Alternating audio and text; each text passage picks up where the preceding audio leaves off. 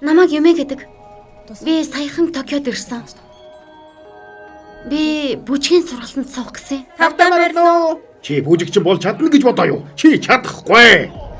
Би орлоод үзэх хэрэгтэй гэдгийг мэдэрч байна. Хоёулаа ижилхэн хэм маягтай юм байна. Тийм биш гэж юу? Чи бас би. Би хаяада бид том далай дотор хоорондоо тэмцэж байгаа жижигхэн загаснууд чиг санагддаг. Бүрхрээрөө сэлж байгаа мөрөг загас шиг үү? Энэ өвдөлт хаанаас төрдгийг чи мэдэх үү? Та хизээч надад итгэж байгаагүй. Хүн болго ихэндээ алддаггүй. Одоо бол жинхнээсээ